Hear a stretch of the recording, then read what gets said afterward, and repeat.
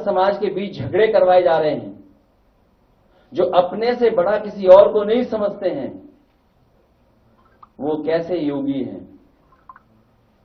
संतों में भी झगड़ा कराने का काम अगर कोई कर रहा है तो सरकार के लोग मिलकर के करवा रहे हैं।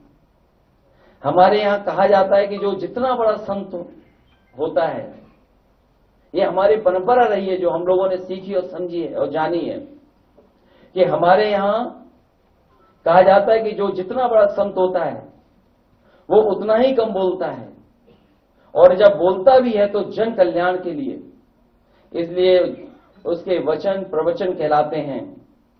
यहां तो सब उल्टा ही है, इनकी योग्यता की परीक्षा करवानी पड़ेगी, क्योंकि जिस तरह के भाषा इस्तेमाल हो रही है उससे कहीं ना कहीं लग रहा है कि उनकी योग्यता के बारे में भी हमें और आपको जानना चाहिए। और व्यक्ति वस्त्र से नहीं, व्यक्ति वस्त्र से नहीं, वचन से योगी होता है।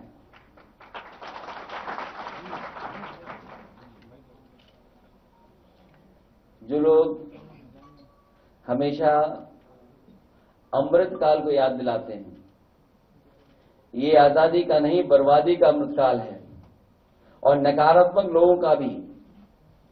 कलयुग में सब उल्टा होता है, ना तो समझो वही हो रहा है, जो कलयुग है उसमें उल्टा होता है और सब उल्टा कर रहे हैं लोग।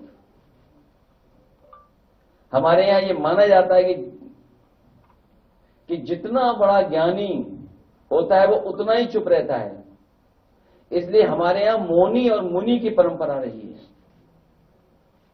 मुनि की परंपरा साधु संतों में, या मौनी की परंपरा, और कलयुग है इसलिए सब उल्टा हो रहा है।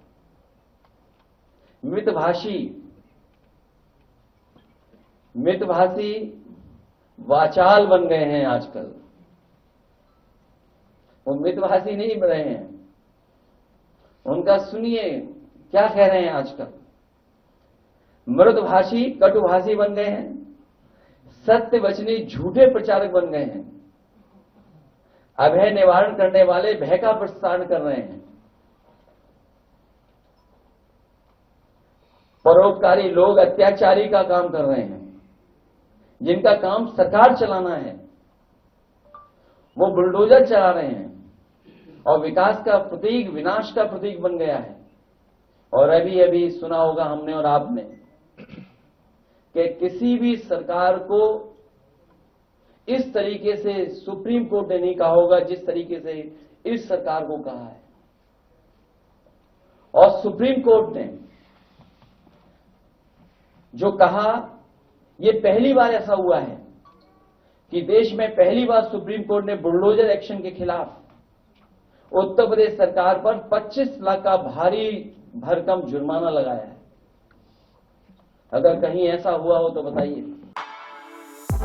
For exclusive and insightful videos, subscribe to our new channel ABP Live Premium.